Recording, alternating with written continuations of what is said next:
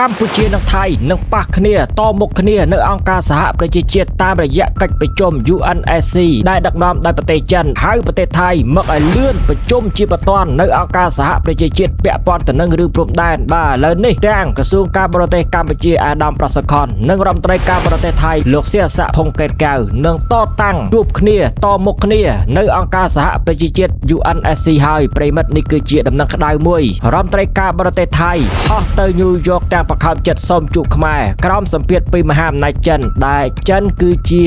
អ្នកសម្របសម្រួលបាទនៅ UNSC ណាដែលសកម្មភាពថ្មីនេះប្រទេសថៃបានបាញ់កំភ្លើង22គ្រាប់ដាក់កម្ពុជាហើយលោកសៀស័កលើកឡើងពាក់ព័ន្ធទៅនឹងតំណាងទូតអចិន្ត្រៃយ៍កម្ពុជារបស់យើងនៅអង្គការសហប្រជាជាតិដែលលើកឡើងពាក់ព័ន្ធទៅនឹងថៃឈ្លានពានធ្វើឲ្យប្រជាពលរដ្ឋខ្មែរកន្លះលានអ្នកឯណោះភៀសសឹកបាទដល់ពេលអញ្ចឹងវាក្តៅក្រហល់ក្រហាយទៅនឹងអ្វីដែលកម្ពុជារបស់យើងលើកឡើងអញ្ចឹងហើយសូមឲ្យកម្ពុជាឈប់លើកឡើងអំពីថៃឈ្លានពានខ្មែរបាទឲ្យអន្តរជាតិនានាគេបានដឹងឈប់ទៅក៏ប៉ុន្តែអាដាមប្រសិទ្ធខនកាលពីកន្លងទៅធ្លាប់បានលើកឡើងថាបើថៃចង់ឲ្យកម្ពុជាឈប់និយាយលុះត្រាតែថៃឈប់ឈ្លានពានខ្មែរបាទបកគោដីឲ្យប្រជាពលរដ្ឋខ្មែរមួយចំនួនវិលត្រឡប់ទៅផ្ទះសម្បែងរបស់ពួកគាត់វិញទៅបាទឥឡូវនេះ 30000 នាក់ឯណោះអត់ទាន់បានវិលត្រឡប់ទៅកាន់ផ្ទះសម្បែងវិញនោះទេប្រិមិត្តនេះគឺជាដំណឹងមួយផ្នែកហើយដំណឹងមួយទៀតគឺពាក់ព័ន្ធទៅនឹងរឿងក្តៅកកនៅមីយ៉ាន់ម៉ាផងដែរបាទជាប់ភូមិផងរបងព្រំដែនជាមួយប្រទេសថៃណាឥឡូវនេះក្តៅកកតែម្ដងយោធាមីយ៉ាន់ម៉ាបដូរមេបញ្ជាការថ្មីបើកការវិប្រហាលុកលុយធំដណ្ដើមតំបន់រ៉ែកំរនិងច្រកព្រំដែនថៃប្រទេសចិនបាទថៃដែលជាប្រទេសជាប់ទៅនឹងប្រទេសភូមាឥឡូវនេះពួកយោធាមីយ៉ាន់ម៉ាដណ្ដើមបានទីតាំងសំខាន់នៅតំបន់ហ្នឹងបាទតំបន់ពាណិជ្ជកម្មជាប់ទៅនឹងប្រទេសថៃណាប្រិមិត្តនេះគឺជាដំណឹងមួយផ្នែកនឹងរៀបរាប់ផងដែរហើយដំណឹងចុងក្រោយពាក់ព័ន្ធទៅនឹងដំណឹងអាមេរិកនិងប្រទេសអ៊ីរ៉ង់បាទឈានទៅរកការបញ្ចប់សង្គ្រាមនាពេលខាងមុខហើយតាមរយៈលោកដូណាល់ត្រាំប្រកាសអំពីសង្គ្រាមនឹងអាចបញ្ចប់នាពេលខាងមុខនឹងអាមេរិកនិងអ៊ីរ៉ង់ជិតត្រូវគ្នាវិញហើយប៉ុន្តែមិនទាន់ចោលព័ត៌មានថ្មីបំផុតអំពីកិច្ចព្រមព្រៀងសន្តិភាពតើអាប់ដេតយ៉ាងណាស្ដាប់ព័ត៌មាននេះទាំងអស់គ្នាពាក់ព័ន្ធទៅនឹងសង្គ្រាមនៅតំបន់មជ្ឈិមបូព៌ាអាមេរិកនិងអ៊ីរ៉ង់ណាប្រិមិត្តឥឡូវទៅស្ដាប់ព័ត៌មានទី1ពាក់ព័ន្ធទៅនឹងព្រំដែនថៃកម្ពុជា25ឧសភា2026នេះប្រិមិត្តជាទីមេត្រីជំនួបក្តៅកកនៅញូវយ៉ករដ្ឋមន្ត្រីការបរទេសថៃលោកសៀស័កនិងកម្ពុជាបាទអាដាមប្រសិទ្ធខនត្រៀមជួបគ្នាចរចាទ្វេភាគីនាឱកាសប្រជុំក្រុមប្រឹក្សាសន្តិសុខ UNSC ក្រោមការសម្របសម្រួលពីភាគីចិននៅថ្ងៃច័ន្ទទី25ឧសភានេះឧបនាយករដ្ឋមន្ត្រីនិងជារដ្ឋមន្ត្រីការបរទេសនៃប្រទេសថៃលោកសៀស័កបានប្រកាសជាថ្មីម្ដងទៀតថាលោកនឹងធ្វើដំណើរចាក់ចេញពីទីក្រុងប៉ារីសប្រទេសបារាំងឆ្ពោះទៅកាន់ទីក្រុងញូវយ៉កសហរដ្ឋអាមេរិកដើម្បីចូលរួមក្នុងកិច្ចពិភាក្សាដេញដោលសាធារណៈបាទគេថាដេញដោលជាមតិសាធារណៈអីផ្សេងៗណាកម្រិតខ្ពស់របស់ក្រុមប្រឹក្សាសន្តិសុខអង្គការសហប្រជាជាតិឬក៏ UNSC នេះគឺជាកិច្ចប្រជុំបាទជំនួបធំមួយដែលនឹងធ្វើឡើងនៅទីក្រុងញូវយ៉កសហរដ្ឋអាមេរិកកម្ពុជាថៃជួបគ្នានិយាយគ្នាកិច្ចប្រជុំដ៏មានសារៈសំខាន់នេះនឹងត្រូវរៀបចំឡើងនៅថ្ងៃទី26ឧសភា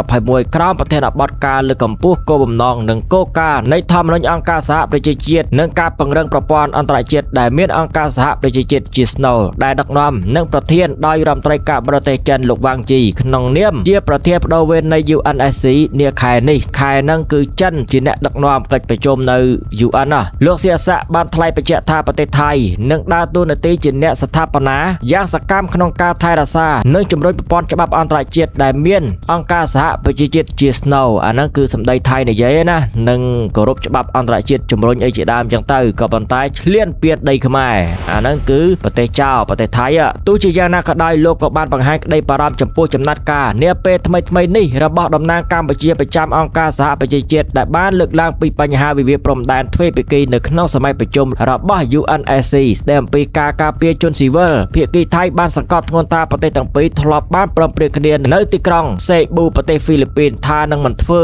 អន្តរជាតិតបប្រតិកម្មលើវិវាទព្រំដែនដីគោកនិងដែនសមុទ្រនោះឡើយពោលគឺត្រូវដោះស្រាយតាមរយៈយន្តការទ្វេភាគីដែលមានស្រាប់បាទអាហ្នឹងគឺលោកសៀស័កកំពុងតែខឹងបាទក្តៅក៏ហើយទៅនឹងការលើកឡើងរបស់អាដាមកែវឈៀណានិយាយប្រាប់គេឯងថាថៃឈ្លានពានដីខ្មែរដល់ពេលអញ្ចឹងវានិយាយថា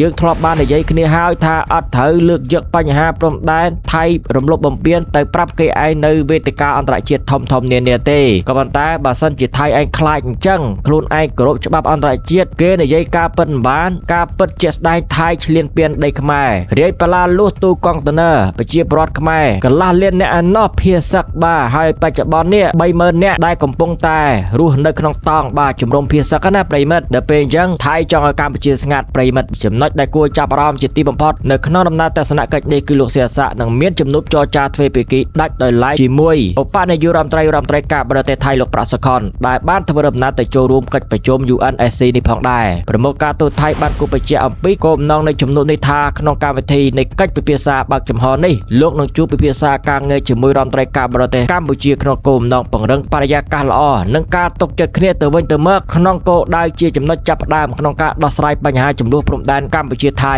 បាទនិយាយល្អអញ្ចឹងក៏ប៉ុន្តែថៃបាញ់គ្រាប់ជាហោហែឲ្យតែ AOT ឬក៏អ្នកសង្កេតការណ៍នានាចុះព្រំដែនថៃបាញ់កំភ្លើងបាទអាហ្នឹងគឺមិនដែរថៃអត់ទុកចិត្តគ្នាមិនអត់យល់នេះថៃនិយាយលយណាបាទទ្រឹស្ដីក៏ប៉ុន្តែសកម្មភាពបាទយក្សាប្រទេសចោលប្រទេសថៃយោធាចង្រៃហ្នឹងគឺបាញ់គ្រាប់គម្រាមកម្ពុជាតែម្ដងដោយឡែកឆ្លើយតបទៅនឹងការវិវត្តចុងក្រោយនៃភាគីកម្ពុជាតាមរយៈរដ្ឋមន្ត្រីក្រសួងការពារជាតិអាដាមទាសីហាបានសម្ដែងការស្វាគមន៍ចំពោះការត្រឡប់មកតុចរចារបស់ភាគីថៃតាមរយៈគណៈកម្មាធិការព្រំដែនទ្វេភាគីដូចជា JBC, GBC និង RBC ដើម្បីកាត់បន្ថយភាពតានតឹងនិងរក្សាស្ថិរភាពតាមបណ្ដោយព្រំដែនទន្ទឹមនឹងនេះដែរភាគីកម្ពុជាក៏បានច្រានចោលទាំងស្រុងនៅព័ត៌មានមិនពិតរបស់ប្រព័ន្ធផ្សព្វផ្សាយថៃមួយចំនួនដូចជា The Nation Thailand ដែលបានចោទប្រកាន់ថាកម្ពុជាបានចល័តទ័ពនៅក្បែរខេត្តត្រាតជាប់ព្រំដែនខេត្តកោះកុងពោធិ៍សាត់ដោយកម្ពុជាចាត់ទុកថាជាការបំភ្លៃការពិតនិងមានចេតនាបង្កឲ្យមានភាពតានតឹងឡើងវិញនេះគឺជាការឆ្លើយតបរបស់កម្ពុជាចំពោះ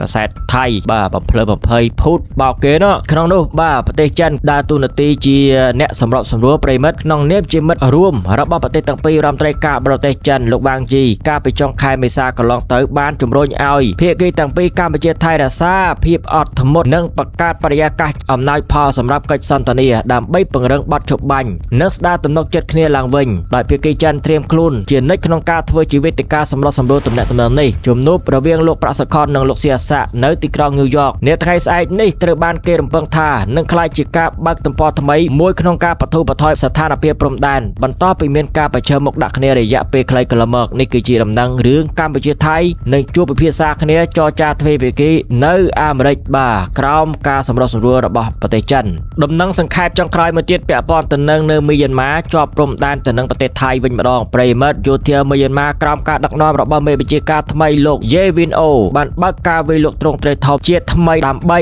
ដណ្ដើមយកផ្លូវពាណិជ្ជកម្មនិងតំបន់ព្រំដែនយុទ្ធសាស្ត្រមកវិញយុទ្ធនាការយោធានេះផ្ទុះឡើងភ្លាមៗបន្ទាប់ពីក្រុមប្រដាប់អាវុធជនជាតិភៀតតិចបានបដិសេធសំណើចរចាសន្តិភាព100ថ្ងៃរបស់ប្រធានាធិបតីលោកមីនអងឡាំងសមរភូមិកំពុងតែឡើងកម្ដៅខ្លាំងនៅរដ្ឋកាឈិនជាប់ព្រំដែនចិនដែលសម្បូររ៉ែកម្ររដ្ឋឈិនជាប់ព្រំដែនឥណ្ឌានិងរដ្ឋការ៉េនជាប់ព្រំដែនប្រទេសថៃបាទរដ្ឋការ៉េននេះហើយផ្ដាច់រដ្ឋផ្ដាច់ទឹកដីដែលមានការជួយគាំទ្រឧបត្ថម្ភពីយោធាថៃចឹងទេយោធាមីយ៉ាន់ម៉ាដណ្ដើមតំបន់ទាំងនោះត្រឡប់មកវិញហើយប្រិមិត្តនេះគឺជាដំណឹងក្តៅមួយណាដែលធ្វើឲ្យថៃស្លន់ស្លោផងដែរនៅពេលដែលបើកការវិប្រហារទ្រង់ទ្រាយធំការទម្លាក់គ្រាប់បែកនានាធ្វើឲ្យប៉ះពាល់ប្រជាពលរដ្ឋថៃបាទនៅតំបន់នោះក្បែរនោះរឿងពីការធ្លាក់គ្រាប់ផ្លោងនានាត្រូវផ្ទះសម្បែងប្រជាពលរដ្ឋដែលពេលយ៉ាងត្រូវភៀសខ្លួនទៅទីទួលមានសុវត្ថិភាពការពីលើកមុនណាក៏ប៉ុន្តែលោកសៀស័កទៅស្នើសុំទៅនិយាយចំជាមួយលោកមីនអងឡាំងនៅប្រទេសភូមាតែម្ដងកាលពីប្រមាណសប្តាហ៍មុននោះយោធាភូមាបានប្រើប្រាស់យុទ្ធនាការទម្លាក់គ្រាប់បែកតាមអាកាសយ៉ាងចាស់ដៃទៅលើទីតាំងជាង